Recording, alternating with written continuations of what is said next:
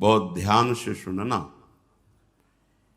ये 10 लक्षण जब प्रकट होने लगे तो जान लेना कि अब हमारा परम सौभाग्योदय होने जा रहा है।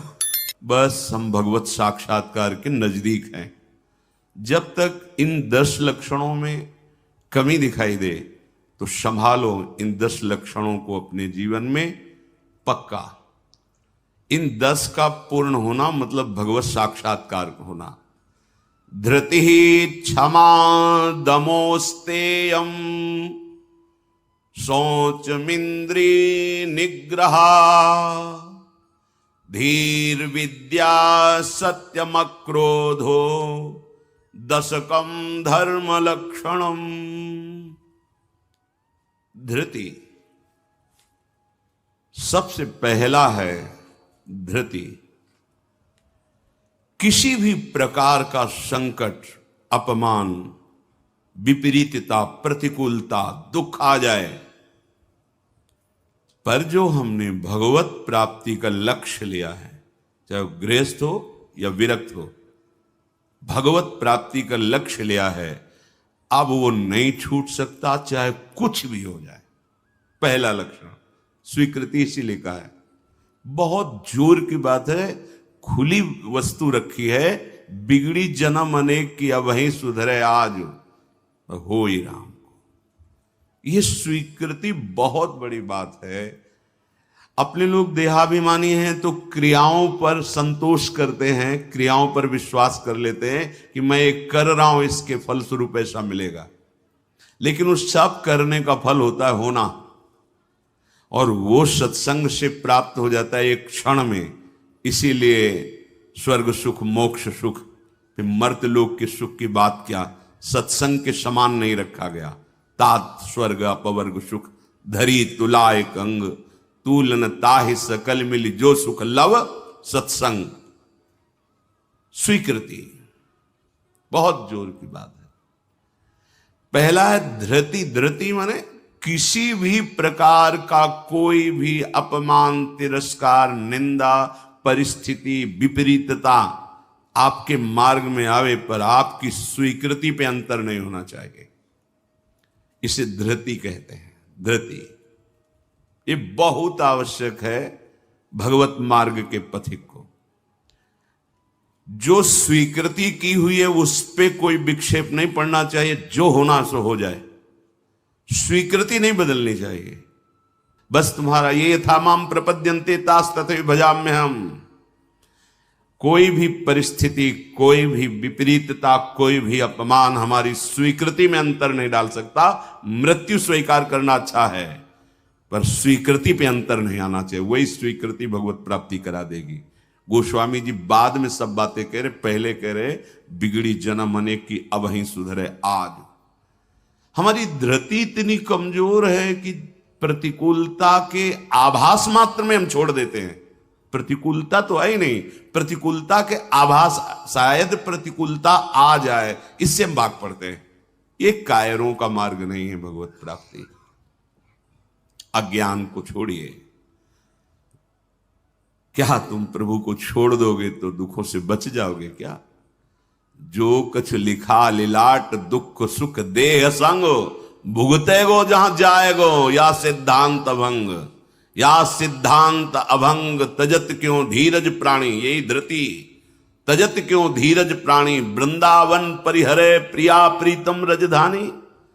स्वामिनी जी के महल को, स्वामिनी जी के चरण आश्रय को छोड़कर तुच्छ विषयों की तरफ कदम बढ़ा देना, स्वीकृति आपकी बहुत कमजोर है। बिगड़ जाएगा, ये जन्म बिगड़ जाएगा। पता नहीं किस युग में ये स्वीकृति का अवसर मिलेगा कि नहीं मिलेगा। कितना भी संकट आवे, धैर्य नहीं छोड़ना। सब कुछ सहना है, राधा राधा कहना है। नियम बना लो, जीत जाओगे। काल पर भी विजय प्राप्त कर लोगे। विश्वास करो, ये मंत्र मान लो, सब कुछ सहना है, राधा राधा कहना। राधा राधा आपको सराहेंगे, आपको चाहेंगे। आप जो मर्जी आवे सो करो, सराहेंगे आपको, कोसेंगे नहीं। आपको सराहेंगे और आपको ही चाहेंगे। हम आपसे तन मन प्राण सर्वस्व समर्पित करके प्रेम करते हैं। ये प्रेम मार्ग की बात। भगवत प्राप्ति करना है तो पहली बात है ये धृति, ये धैर्य रखो। ये नहीं देखा जाता, धैर्य नहीं दिखाई देता, धैर्य नहीं। जरा सा विचलता हुई भाग पड़े। कहां भागोगे? जिधर भाग के जा रहे उधर तो विचलता का समुद्र है। यहां तो विचलता तुम्हें अविचल स्थिति प्रदान करने के लिए है। यहां का भय तुम्हें निर्भय पद प्रदान करने के लिए है। और इस भय को स्वीकार करके भाग रहे हो तो महाभयावह प्रवाह है संसार का, बहते चले जाओगे। अभय होए जो तुम्हें डेराई। धृति, जो धृतिवान है, लौकिक पारलौकिक सारी संपत्तियां उसके चरणों में झुकने लगती हैं। देख लो, शब्द पर ध्यान दो। जो धृतिवान है, धैर्यवान है, हर कष्ट सहता है, तो आगे जो मार्ग है बोले लौकिक और पारलौकिक सारी संपत्तियां उसके चरण चूमती हैं, क्योंकि वो धैर्यवान है। अगर धृति नहीं है तो परमार्थ का भेष भले हो, परमार्थ की स्थिति नहीं होगी। इसीलिए भगवान कपिल देव जी ने माता देवती जी से कहा, जो आसक्ति संसार के बंधन का कारण है, वही आसक्ति यदि महात्माओं के चरणों में हो जाए तो मोक्ष का खुला हुआ द्वार है। तो वो महात्मा कैसे होते? तो सबसे पहला शब्द था तितिक्षवः, मतलब महान सहनशील होते हैं संत जन। तितिक्षवः, यहां धृति, ऐसा धैर्य कि कोई भी विचलित ना कर सके। बहुत गंभीरता से, इसीलिए इसमें रुके हुए हैं। बहुत गंभीरता से पहला लक्षण है भगवत प्राप्ति का। जिसके अंदर ये 10 लक्षण आ गए तो भगवान प्रकाशित हो जाते हैं हृदय में, क्योंकि वही परम धर्म का स्वरूप है। भागवत धर्म में चलने वाले या कोई भी धर्म स्वीकार करे तो धृति जरूर आनी चाहिए। अगर धृति नहीं, आप पातिव्रत धर्म, एक पत्नी व्रत धर्म, जो जहां जिस धर्म में, तो उसको धैर्य धारण करना पड़ेगा। बिना धृति के धर्म का पालन नहीं होता।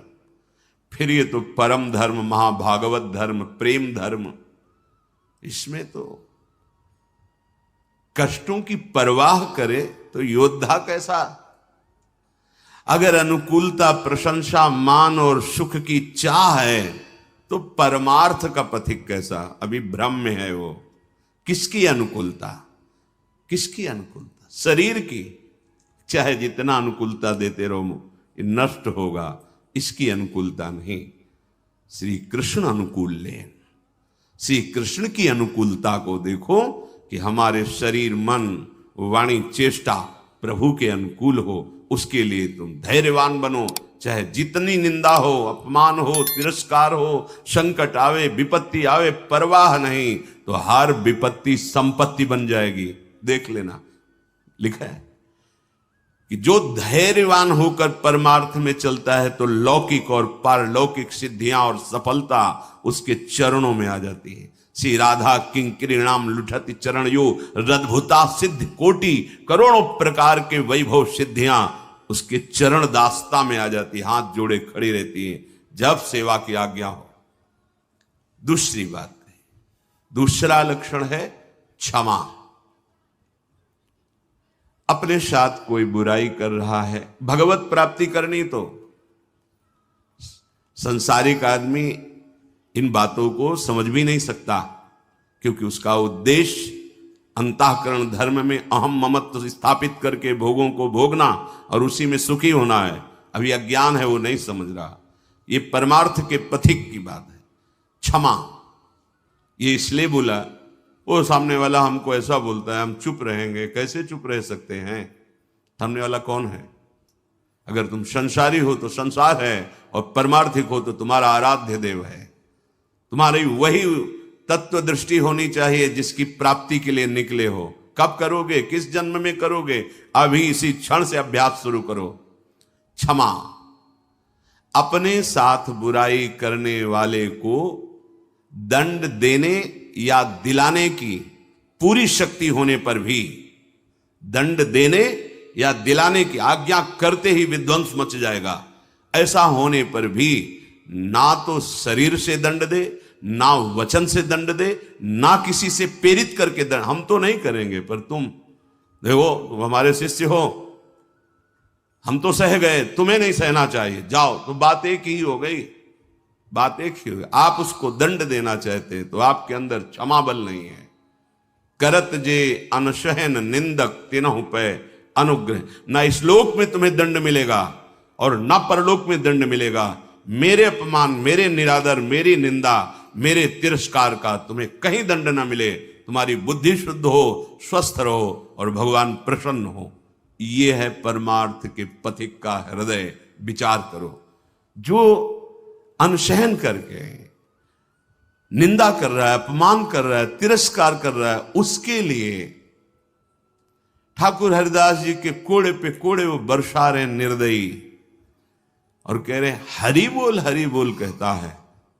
तब ऐसी पीड़ा में भी मुस्कुरा के कहते हैं भगवान बड़े कृपालु हैं, तुम्हारा मंगल करेंगे, क्योंकि तुमने भी कहा हरि बोल। तो ये 2 अक्षर हरि नाम तुम्हारी जिह्वा पे आया, अब मुझे विश्वास हो गया कि भगवान तुम्हारा मंगल कर देंगे। ये है महाभागवत की स्थिति। कितना भी अपमान, कितना भी क्लेश या निंदा करे, उसके लिए ना मन से अमंगल भाव हो, ना वचन से हो। देखो पूरी शक्ति है, पर ऐसे ऐसे महापुरुष हुए हैं कि अगर वो संकल्प कर ले तो क्या ना हो जाए। इतना उनके पास भजन बल है, तप बल है। साधारण आदमी उनका अपमान करके पीट के चला जाए, वो बताते भी नहीं कि किसने पीटा है, कभी नहीं। वो कभी लौट कर भी नहीं देखते किसने ऐसा क्यों किया है। क्यों? क्योंकि अगाध बोध संपन्न महात्मा जैसे अपने हाथ से, अपनी दांत से अपनी जिह्वा, अपने द्वारा कोई चेष्टा जो अपने को पीड़ा पहुंचा दे, किसको दंड देंगे? ऐसे वो आत्मस्वरूप सर्वत्र अनुभव करते हैं। इसलिए राग द्वेष रहित महात्मा के हृदय में ये आता ही नहीं है कि इसको दंड दिया जाए। अपने साथ बुराई करने वाले को दंड देने दिलाने की पूरी शक्ति रहने पर भी उसको दंड देने या दिलाने की भावना मन में भी ना आए और उसके हर अपराध को सहकर यथोचित चेष्टा करे कि उसको सुख पहुंचे, उसे भगवत साक्षात्कार होता है, उसे क्षमा कहते हैं। श्रीपाद प्रबोधानंद जी ने भी कहा नीचापमानम शुद्धा। नीच शब्द इसलिए कि आप उससे महान हैं, आप उस पर शासन कर सकते हैं, आप उसको दंड दे सकते हैं, पर उसके द्वारा किए हुए अपमान को सह गए। कैसे? अमृत मान करके। अमृत नीचा अपमान, जब कोई गाली दे, निंदा करे, अपमान करे, तब ये बात आवे भगवान इसका मंगल करे। ये भक्त हृदय होता है। अनुकूलता में तो सबको आशीर्वाद देने के लिए तैयार हो जाएगा। प्रतिकूल परिस्थिति में भगवत भाव युक्त हृदय होकर कोई अमंगल सोच भी उसके लिए ना करना, ये होता है।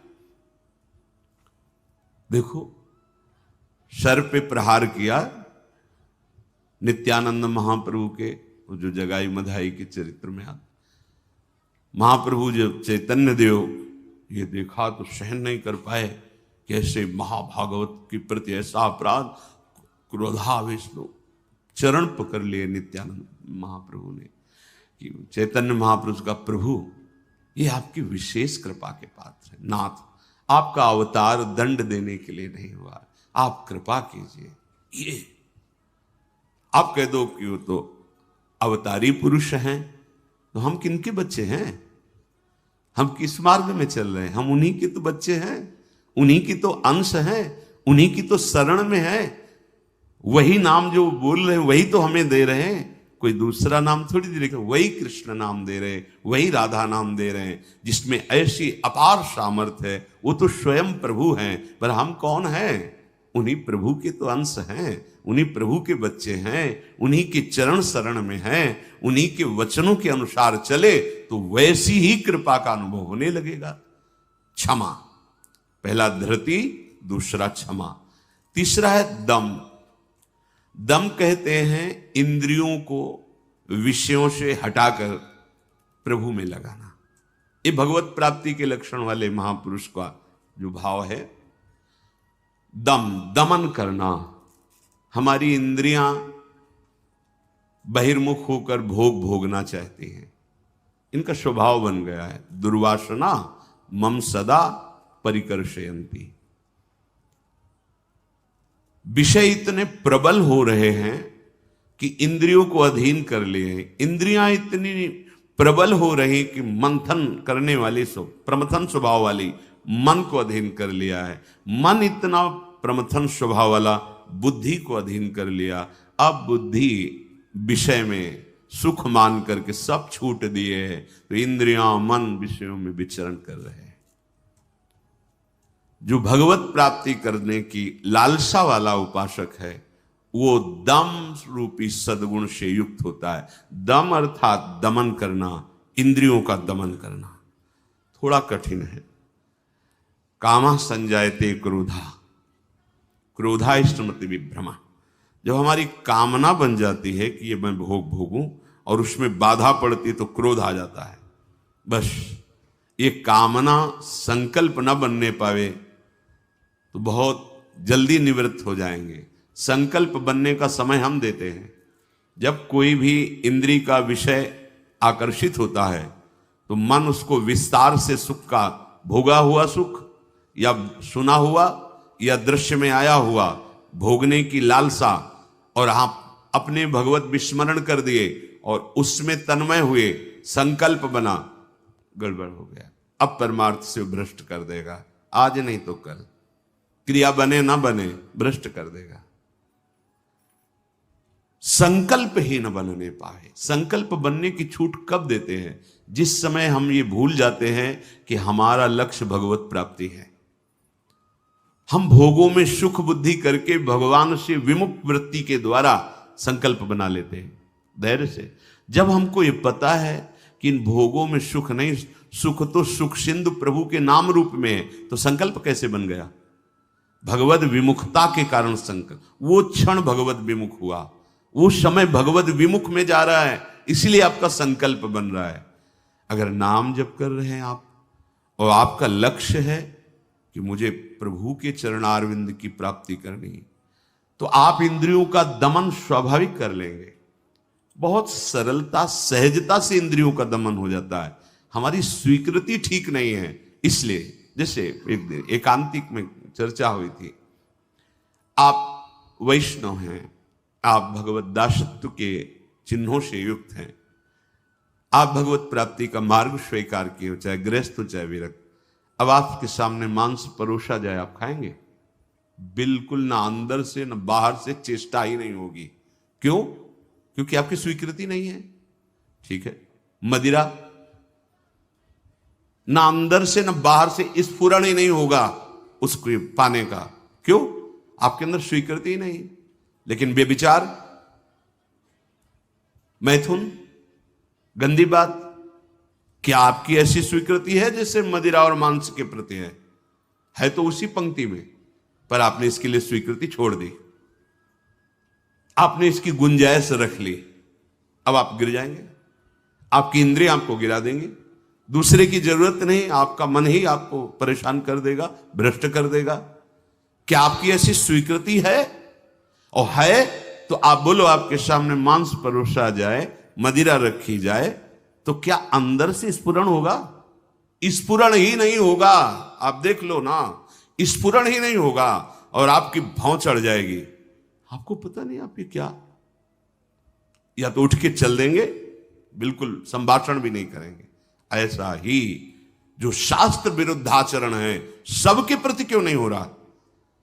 जो हमारे शास्त्रों में भगवत प्राप्ति के विरुद्ध आचरण बताए गए, आप उनको एक लाइन में ही बताया गया है। आप उन शब्दों में दो को तो मान लिए, त्याज्य, स्वीकृति ही नहीं उनके प्रति कि हम वैष्णव हैं, भगवत दास हैं। तो फिर व्यभिचार, मैथुन, ये गंदी चेष्टाएं, इसको उस पंक्ति में क्यों आप स्वीकृति में रख लिए? आपने स्वीकृति की है, और यदि आपकी स्वीकृति वैसे है तो आप बोलो कैसे हो सकता है वो दो बातें जो बोली, कैसे आप स्वीकार नहीं कर सकते? प्रार्थना करने पर, एकांत में मिलने पर भी आप उन वस्तुओं का सेवन नहीं करेंगे क्योंकि आपकी स्वीकृति नहीं। ऐसे ही स्वीकृति आपकी भगवत प्राप्ति की है तो उसमें बाधक है, फिर आप उस बाधक क्रिया को, बाधक चेष्टा को एकांत में क्यों करते हैं? अपना नाश क्यों करते हैं? ये इंद्रियां और मन मिलकर आपको स्वरूप विस्मृति के गर्त में डालती जा रही। जितना भोगों में सुख का अनुभव करोगे उतने ही आत्मस्वरूप के विस्मृति के गर्त में चले जाओगे। भगवत विस्मृति, काम संजायते क्रोधा, क्रोधा स्मृति विभ्रमा, स्मृति भ्रंशात बुद्धिनाशो, बुद्धिनाशात प्रणश्यति। भगवत प्राप्ति के लिए दमन करना सीखे इंद्रियों का। श्री हरिवंश नाम बल लहों, अपने मन भाई सब कहों, रहों शरण हरिवंश की। भगवत शरणागति और नाम जब दमन कर सकते हो इंद्रियों का, संकल्प बन जाएगा तो फिर बहुत मुश्किल पड़ेगा क्योंकि क्रोध प्रकट हो जाएगा। जिस इंद्री के संयोग सुख में आप तन्मय हो रहे हो उस इंद्री सुख में बाधा पड़ेगी तो आपके अंदर राक्षसी भाव जागृत हो जाएगा। आप कुछ भी कर सकते हो, उस समय मन आपको अपने अधीन किए आप राक्षसी बुद्धि से युक्त हो जाओगे। बहुत सावधान। दम, पहले ही हमारा निश्चय है भगवत प्राप्ति, हम प्रभु से मिलने के लिए चले तो जो प्रभु के भाव में डूबे हुए महापुरुष जनों ने निषेध किया ये नहीं, उसको बिल्कुल वैसे ही देखो जैसे और निषेध पदार्थ हैं। दम शब्द से है इंद्रियों का निग्रह, पर इंद्रियों का निग्रह होता है मन के द्वारा, और मन इंद्री दोनों मिल मना खष्टान इंद्रियाणि प्रकृति स्थान कर सेती, तो बची बुद्धि। अब बुद्धि शुद्ध हो तो मन पर अंकुश लगावे, लगाम खींचे तो इंद्री रूपे घोड़े सहज मार्ग में आ जाएं। सहज मार्ग है भगवत मार्ग, विषम मार्ग है संसार मार्ग। बहुत सावधान। और बुद्धि तभी शुद्ध रहेगी जब हर क्षण प्रभु का स्मरण करेगी। भगवान से वियोग प्राप्त हुई बुद्धि, वियोग माने भगवान से विलग हुई बुद्धि शासन नहीं कर सकती मन और इंद्रियों पर, और भगवान से योग को प्राप्त हुई बुद्धि इनको अपने शासन में रखेगी। तो बुद्धि योग कैसे बने? तो तेसाम सतत युक्तानाम भजताम प्रीति पूर्वकम तो ददामि बुद्धि योगम तम येन माम उपयांति ते। श्री भगवान के वचन। अगर तुम सतत भजन कर रहे हो तो बुद्धि भगवान से युक्त हो जाएगी, भगवान में तन्मय हो जाएगी, इतनी सामर्थ्यशाली हो जाएगी, जहां चाहेगी वहीं रथ को खड़ा कर देगी। लगाम है मन, घोड़े हैं इंद्री, शरीर है रथ, बैठा है जीवात्मा और हाँक रहा है सारथी बुद्धि। ईश भजन सारथी सुजाना, अपने आराध्य देव का सतत भजन मानो सुजान सारथी मिल गया है। अब मन रूपी लगाम को शासन में, तो घोड़े अपने आप सही मार्ग में। इंद्रियों का दमन अर्थात मन का निग्रह अर्थात बुद्धि का परमात्मा में निरंतर जुड़े रहना। निश्चय में भजन होना चाहिए, बुद्धि कार्य निश्चय, भजन न छूटे। जीत गए आप तीसरे गुण दम को प्राप्त हो गए। चौथा अस्तेय, चोरी का स्वभाव ना होना। मन से, वाणी से, शरीर से किसी भी प्रकार की चोरी ना करना। फूल लेने जा रहे हैं प्रभु, जनक जी के यहां निमंत्रण में आए हैं, विश्वामित्र जी को आमंत्रित किया गया है। फूल केवल है, कोई और वस्तु नहीं है। पर आप देख लीजिए उस प्रसंग में प्रभु मालियों से पूछते हैं, क्या मैं अपने गुरु सेवा के लिए कुछ पुष्प ले सकता हूं? स्वीकृति दी। हमारा स्वभाव बिगड़ गया है, बहुत सावधानी की जरूरत है। सोचते हैं कि हम चोरी करके दूसरे का धन, दूसरे का सुखी हो जाएंगे, कभी नहीं होगे। अधर्माचरण करने वाला कभी, आपको थोड़ी देर हर्ष होगा, हर्ष शोक में परिणित हो जाएगा, शोक भयानक दुख पैदा कर देगा। बहुत सावधान, सिद्धांत को समझो और भगवत मार्ग में चले हो तो ऐसा होना ही नहीं चाहिए किसी भी तरह से। और ये वस्तु बहुत अच्छी लग रही है, नहीं, आज जो हमारी व्यवस्था कर रहा है कल व्यवस्था, हम व्यवस्था के लिए भगवत मार्ग में आए क्या? हम तो भगवत आनंद के लिए आए हैं। शरीर और मन प्राण उनको समर्पित है, वो जाने। किसी भी तरह की मन से, वाणी से, शरीर से चोरी नहीं होनी चाहिए। दूसरे की बात हम सुनी तो सुन करके उसे अनुभव में उतारें, सुन के उसको दूसरों को बोलकर प्रभावित कर लेना, यह भी चोरी हो गई। महापुरुषों की बात, अमुक संत ने अमुक बात कही है, हम सब मिलकर उस पर चले भगवदानंद का अनुभव करने के लिए। अगर हम उस बात का केवल प्रयोग करते हैं दूसरे को प्रभावित करने के लिए और वासनाओं की पूर्ति के लिए, यह भी चोरी है। वो बात हमारे अंतःकरण को भगवदाकार करने के लिए है। सत्संग में उस बात को इसलिए कहते हैं कि वो बात हम सब धारण करें और भगवदानंद को प्राप्त हो। किसी भी तरह का मन में या तन में या वचन में ये छुपाव भाव, ये चोरी भाव, हम चाहते कुछ हैं और वाणी से कुछ बोल रहे हैं, वो ठीक नहीं है। अस्तेय, बिल्कुल छुपाव का भाव, चोरी का भाव नहीं होना चाहिए, न मन से, न वाणी से, न शरीर। भगवत प्राप्ति करने वाला उपासक जो मन में होता है वही वाणी में होता है, वही चेष्टा में होता है, तीनों में एक होगा। और जो विषयी जीव होता है उसके मन में कुछ और होता है, वाणी से कुछ और बोलता है, चेष्टाएं कुछ अलग दिखती है, ये ठीक नहीं है। जो मन में एक, वचन में एक, आचरण में वही, तीनों का मिलान कर लो, वही होता है अस्तेय। पहला था धृति, दूसरा क्षमा, तीसरा दम, चौथा अस्तेय, पांचवा है शौच। शौच कहते हैं पवित्रता को। उपासक को बाहर और भीतर दोनों से पवित्र होना चाहिए। अब सुंदरता बढ़ रही है लेप आदि से, वैसे पवित्रता नष्ट हो रही है, पवित्रता नहीं मिलेगी। शौचाचार का ज्ञान ही नहीं है, पशुता बढ़ रही है, पशुता।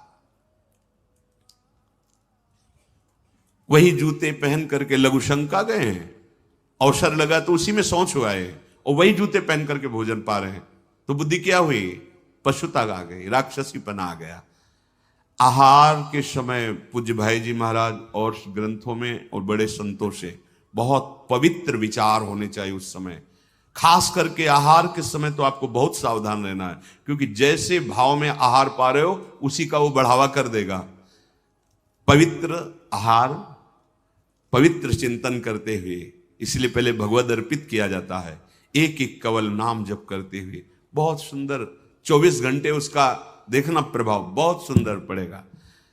बाहर आपका शरीर पवित्र होना, उसके लिए दिनचर्याएं हैं, पवित्रता का निर्वाह, बहुत सावधानी। वो अब देखो ऐसे लोगों के आचरणों का अनुकरण किया जाता है जो शौच होकर जल ही नहीं लेते। वैसे होता क्या कहते हैं उसे? हाँ, टिश्यू पेपर, वाह। आचरण बिगड़ते हुए पशुता में बदल गए। जैसे पशु ने शौच के चल दिए। अरे भाई, मनुष्य शरीर मिला है पवित्र, मतलब बुद्धि काम नहीं कर, उसे बड़ा माना जाता है। शौच होकर के पवित्रता ना करना बड़े आदमी है। वाह, आचरण पवित्रता है ही नहीं। कैसे तुम भगवत चिंतन अखंड कर लोगे? कैसे तुम्हारे सदविचार आवेंगे? बाहरी और भीतरी दोनों पवित्रता चाहिए। बाहरी पवित्रता ये जल से, मिट्टी आदि, रजा। देखो, चाहे जितना आप साबुन लगाओ हाथ में, बाद में थोड़ी रज का प्रयोग जरूर करो। रज से पवित्र माना, जिससे वो इतनी बड़ी बोतल में क्या आता है, डिटॉल वाला, वो नहीं होता, उससे हाँ जो हैंड वॉश जो भी ऐसे से धो लिए, माना ठीक, अच्छा है, पर रज का प्रयोग जरूर करें। थोड़ी रज लेकर हाथ, बिना रज से आप पवित्र नहीं माने जाएंगे। आप जैसे साबुन वगैरह तो करो, हम कहते करो, पर इससे आप रज का प्रयोग जरूर, एक बार ही सही, पर ऐसे और रज आएगी तो नाली जाम हो जाएगी, और ऐसा नहीं, हम कहते थोड़ी तो प्रयोग करो रज का। नहीं, वो नाली तो खुल भी सकती है, इधर बुद्धि की नाली जाम हो गई तो और गड़बड़ हो जाएगा, नहीं हो जाएगा, जन्म जन्मांतर बिगाड़ती चली जाएगी।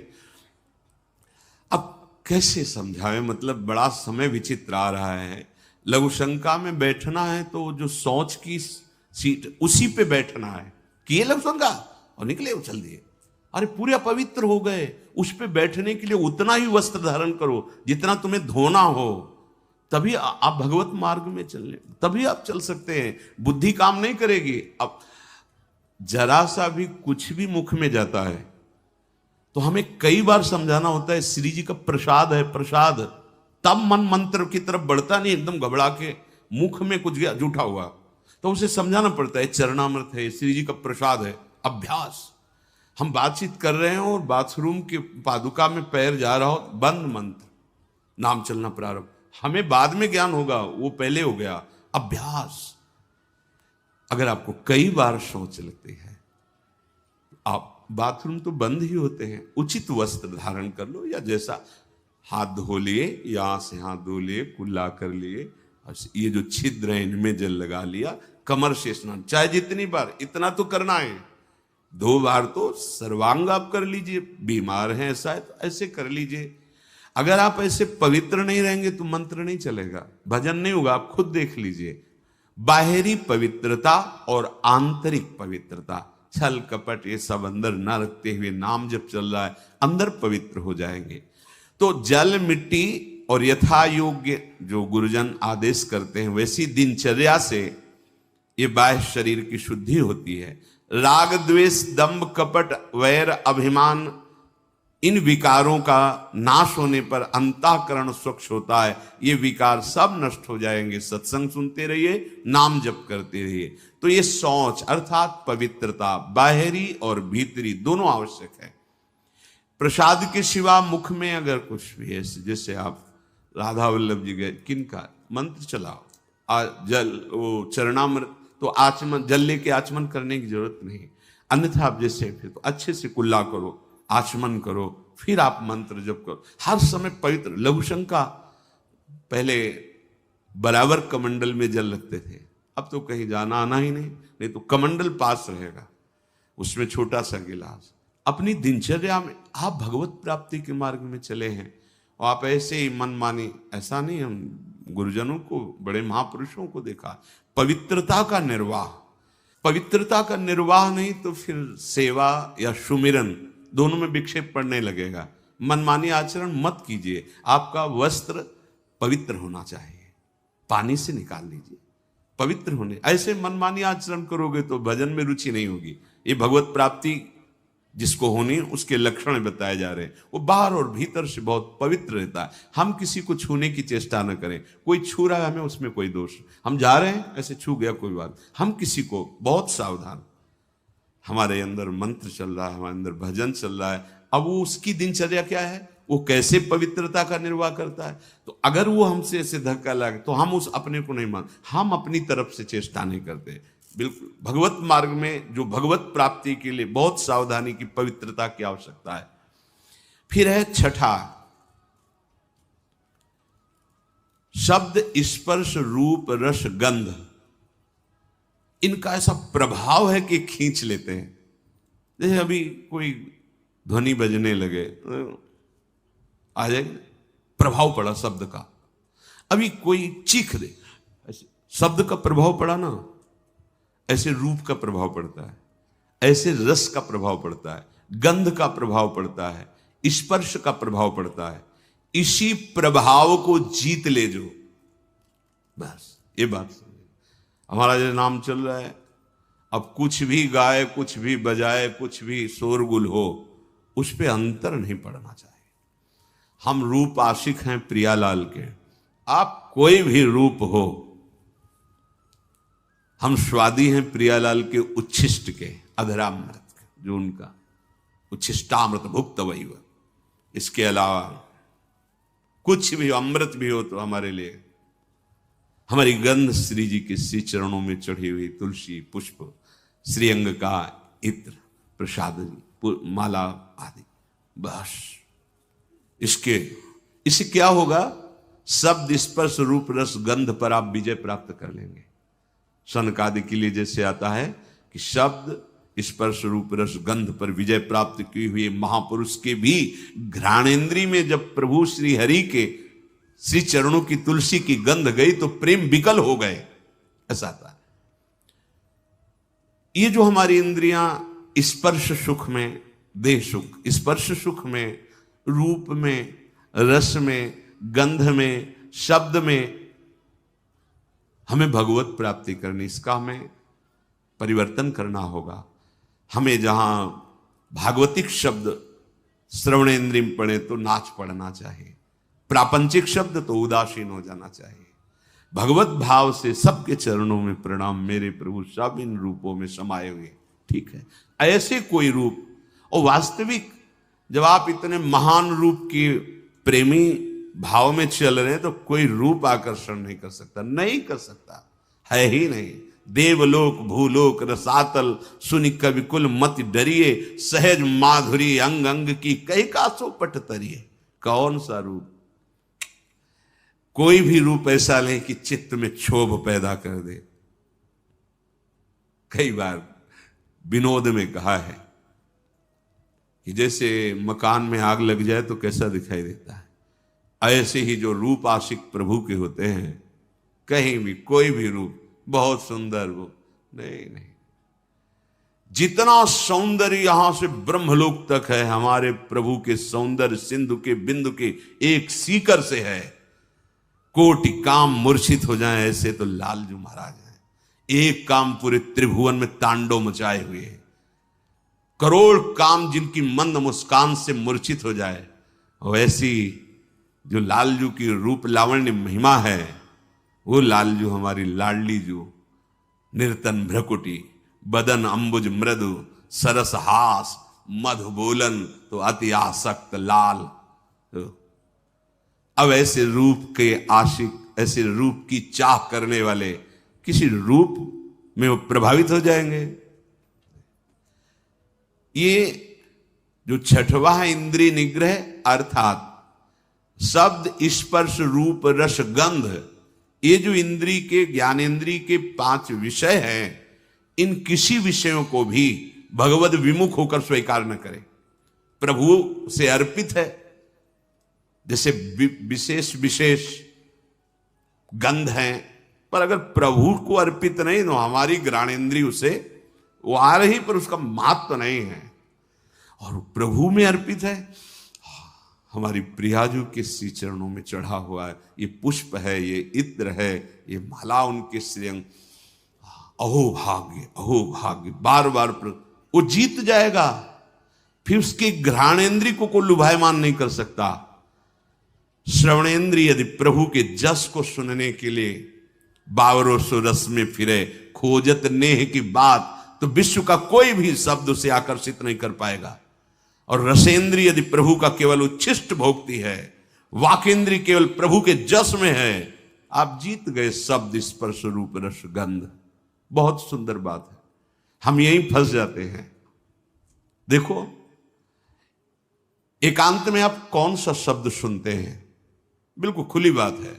सभा में तो हम गान कर रहे हैं, लेकिन एकांत में कौन शब्द आपको प्रिय है? अगर एकांत में आपको नाटक, नौटंकी, नाना प्रकार के प्रापंचिक विषय सुनने और देखने में रुचि है, तो अभी आप इंद्रिय निग्रह नहीं कर पा रहे हैं। अभी आप भगवत दर्शन की लालसा वाले उपासक नहीं हैं। समझिए, आपका लक्ष्य भगवत प्राप्ति है। आप अपने मन को समेटकर इंद्रियों सहित भगवान के चरणों में समर्पित करने की तैयारी कर लिए। आप कुछ नहीं, अब तो विश्वंभर भगवान को समर्पित कर दो। पूरा विश्व वो देखे, आप उनको देखो, आप उनके चरणों का चिंतन करो। ये जो भगवत प्राप्ति के लक्षण की बात है, ये जन साधारण नहीं समझ सकते, इसलिए सावधान करके कह रहे हैं। आपका लक्ष्य बन गया भगवत प्राप्ति, तो आप ऐसे शब्द ना सुने जो आपके मन को खींच ले, ऐसे रूप को न देखें जो रूप राशि के दर्शन के लिए हृदय लालायित करना चाहते हैं हमारे मन को, हमारी इंद्रियों। ऐसा कोई रस, ऐसे कोई घ्राणेन्द्रिय का विषय, ऐसा कोई स्पर्श जो आपको भ्रष्ट कर दे अपने मार्ग से, सावधान। पर जो भगवत प्राप्ति की लालसा वाला होता है, वो शब्द स्पर्श रूप रस गंध, इस पर विजय प्राप्त किए होता है या विजय प्राप्त करना चाहता है। सातवां धी है। धी अर्थात बुद्धि। आपका आहार सात्विक होगा, संग सात्विक होगा, शास्त्र सात्विक होंगे, वार्ता सात्विक होगी, तो आपकी बुद्धि भी सात्विक हो जाएगी।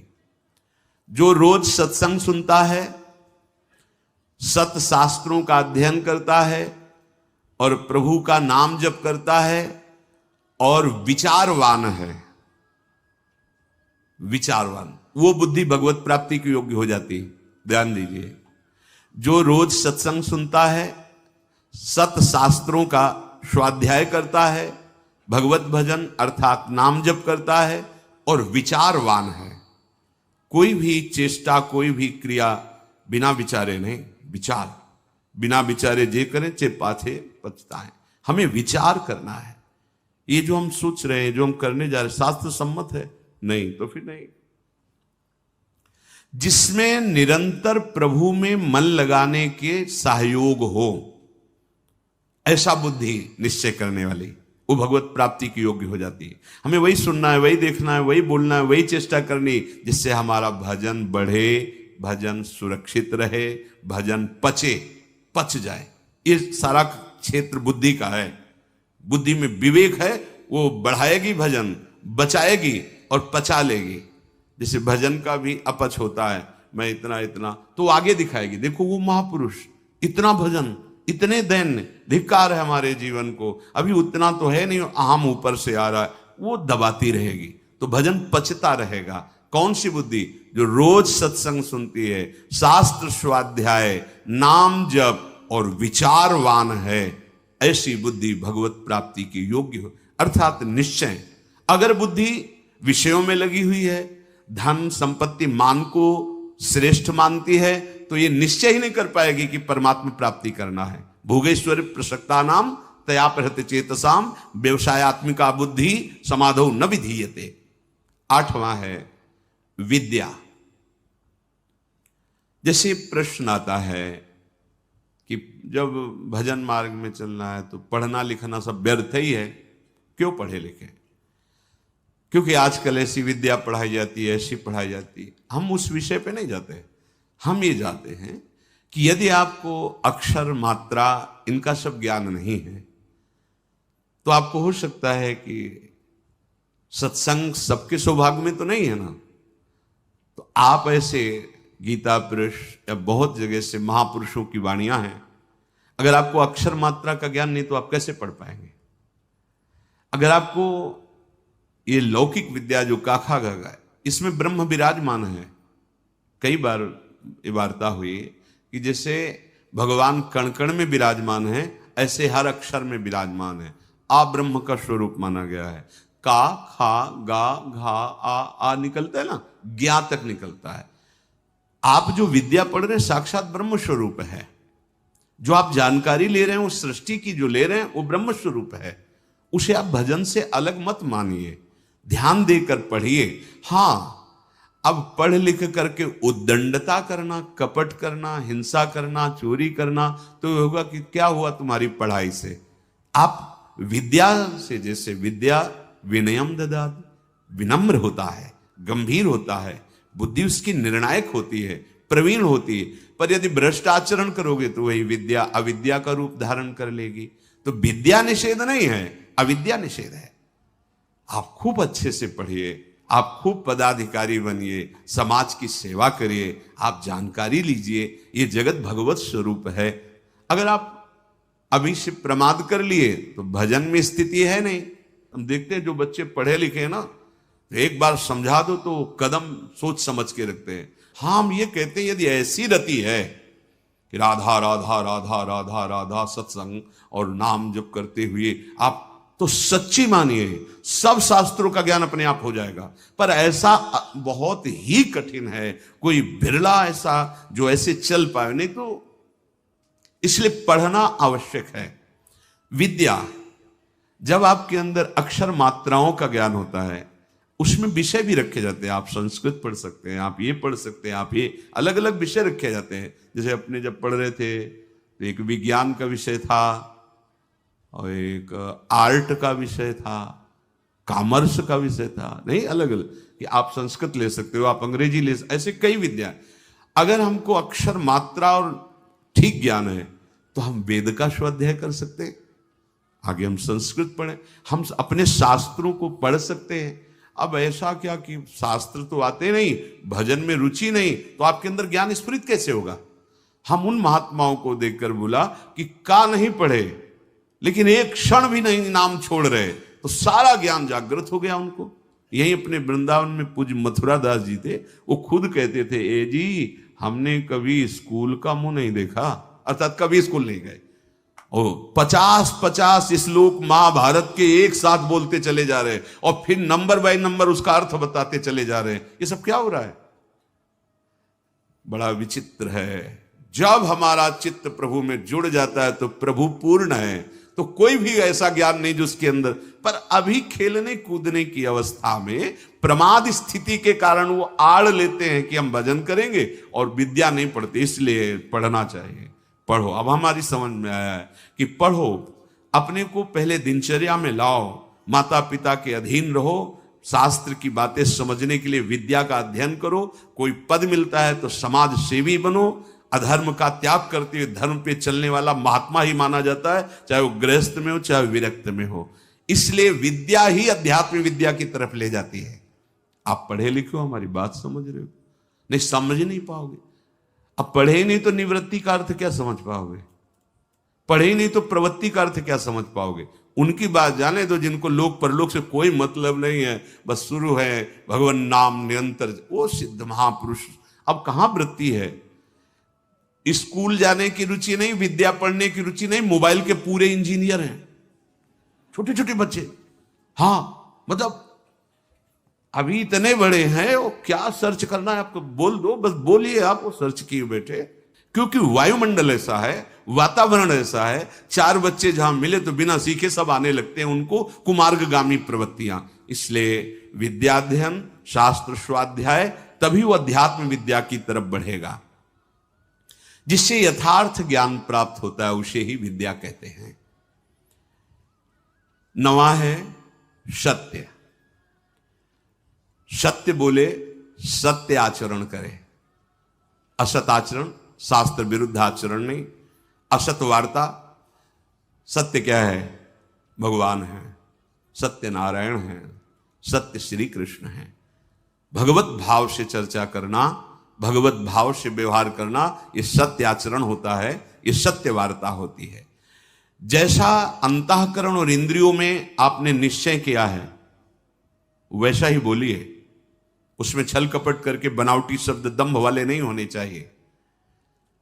यह ध्यान में रखना चाहिए कि आप जो बोल रहे हैं उससे किसी के हृदय में ठेस नहीं पहुंचनी चाहिए।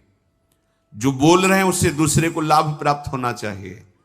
जो बोल रहे हैं वो यथार्थ सत्य होना चाहिए, कपट रहित, दोष रहित, अहित करने वाली वाणी नहीं होनी चाहिए। और 10वां है अक्रोध। कोई भी आपके प्रति कैसा भी बर्ताव करे, आपको क्रोध नहीं करना, यह नियम लेना है।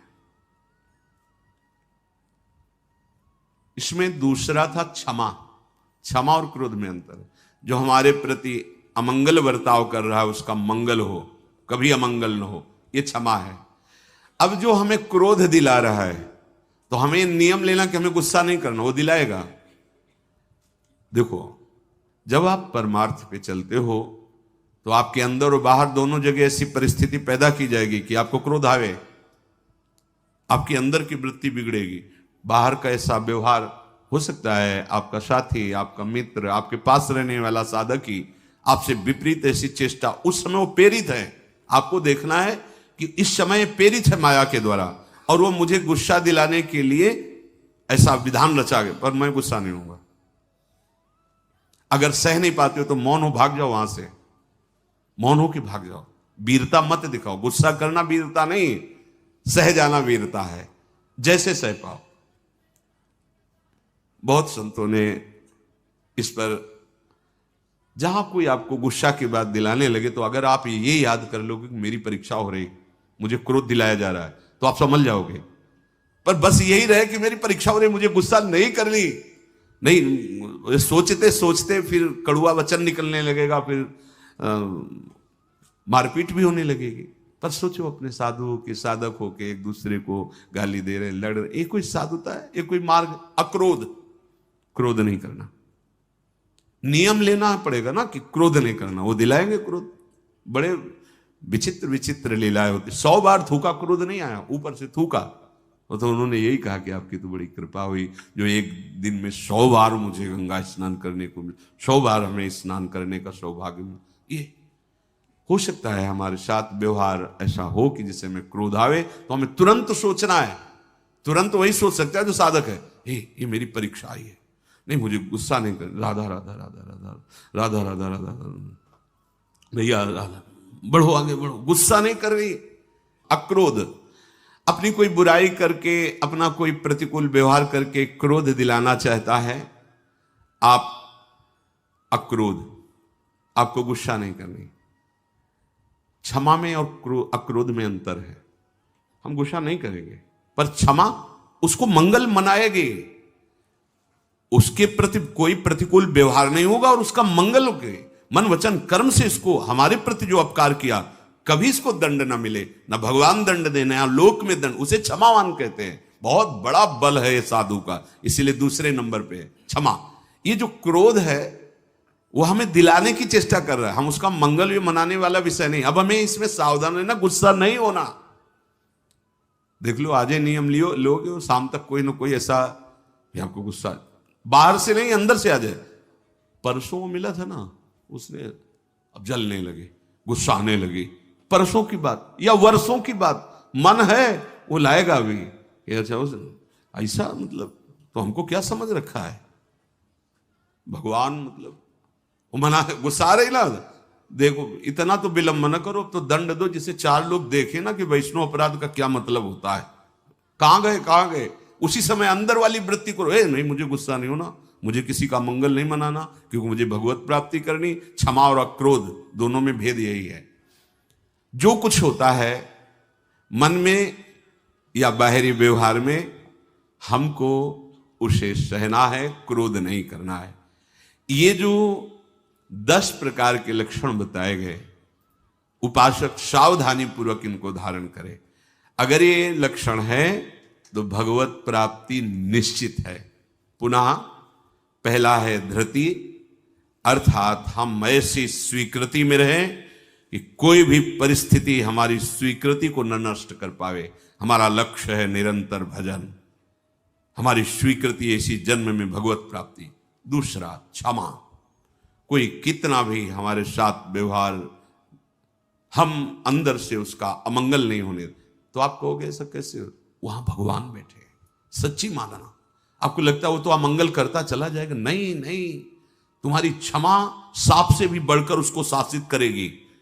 उमा क्षमा साप होते भारी, अपने कर्म जायबकारी। अगर आप लड़ गए, आप ऐसे कटु वचन बोल रहे हैं, तो शायद उसका सुधार ना हो, लेकिन आप सह गए तो ये क्षमा जा करके उसको जो दंड देगी वो सुधार पे आए, उसका मंगल नहीं होगा, और उसको ऐसी जलन, ऐसी दंड स्थिति देगी कि वो सुधर करके मार्ग में चलने लगेगा। तीसरा दम, इंद्रियों का, मन का दमन करना, और ये बुद्धि से होता है। जब नाम जप करोगे, बुद्धि योग बना रहेगा, तो मन का भी दमन होगा, इंद्रियों का भी दमन होगा। आस्ते मन वाणी शरीर से किसी भी प्रकार की चोरी ना करना। ये जो लोभ प्रवृत्ति है बहुत सूक्ष्म होती है, बहुत सूक्ष्म होती है। इसको न शरीर से, न मन से, न वाणी से, किसी भी तरह से हमें चोरी नहीं करनी। शौच बाहर और भीतर से पवित्र रहने की चेष्टा करनी है। छठवां इंद्रिय निग्रह, अर्थात शब्द, स्पर्श, रूप, रस, गंध, ये हमें परास्त न कर पावे जो माया जनित है। सातवां धी, अर्थात सत्संग के द्वारा, शास्त्र स्वाध्याय के द्वारा, नाम जप के द्वारा, विचार के द्वारा हम अपनी बुद्धि को प्रभु से जोड़े रहें। विद्या, वही जो अध्यात्म विद्या तक पहुंचा दे। नवा सत्य, यथार्थ, प्रिय, हितकर भाषण, और सत्य हैं प्रभु। अगर प्रभु को लेकर आप वार्ता करते हैं, प्रभु को लेकर के आप अपने कार्य करते हैं, तो सब भगवत स्वरूप हो जाते हैं। 10वां अक्रोध, किसी भी परिस्थिति में गुस्सा ना करना। अपने लोगों को रहता है कि गुस्सा से सुधार हो जाता है, मुझे लगता है कि नहीं होता। कि नहीं जैसे हम गुस्सा करते हैं तो सब संभल जाते हैं, नहीं होता, क्योंकि वो आसुरी प्रवृत्ति है। आसुरी प्रवृत्ति से ना अपना मंगल होगा ना सामने वाले का। हां, भगवत भाव रखते हुए अगर वो नाटक है तो कोई बात नहीं। गुस्सा का एक नाटक भी होता है, वो ऐसे से ऐसा, पर अंदर ना जलन है, ना अंदर द्वेष है, न घृणा है। ये आप देख लो। ऐसा नहीं कि भरपूर गुस्सा हो गए फिर इसके बाद सिद्धि दिखाई कि हम तो नाटक कर रहे थे। वो भगवान अंदर बैठे हैं और ये भगवत प्राप्ति की बात है। बिल्कुल उसके प्रति भगवत भाव है, बिल्कुल कोई जलन नहीं किसी तरह की, और किसी तरह की अभद्र वाणी नहीं है। और आप शासन, आप ऐसा नहीं करना चाहिए आपको, अगर आप ऐसा करते तो आप चलिए बाहर निकलिए, खड़े होइए, वो केवल सुधार के लिए माना जाएगा। जहां अंदर जलन नहीं हुई, अभद्र वाणी नहीं हुई और आपका भगवत भाव है, ये अक्रोध स्थिति में भी ऐसा आप बाहर दिखा सकते हैं। पर ये स्थिति छोटी मोटी नहीं है, इसलिए पहले हमें पूरा क्रोध धारण करना है, गुस्सा नहीं करें।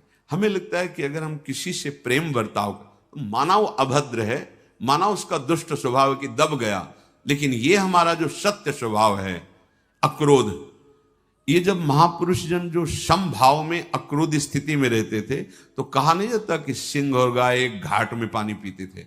उसका प्रभाव होता था कि पशु पक्षियों में भी हिंसा वृत्ति, उनके अंदर क्रोध का आक्रोश होता, वो सब शांत हो जाता था, क्योंकि वो द्वेष रहित, दोष रहित अक्रोध स्थिति को प्राप्त महापुरुष हैं। तो उनका ऐसा प्रभाव है कि पशु भी उस समय वैर त्याग करके समभाव में स्थित रहते थे।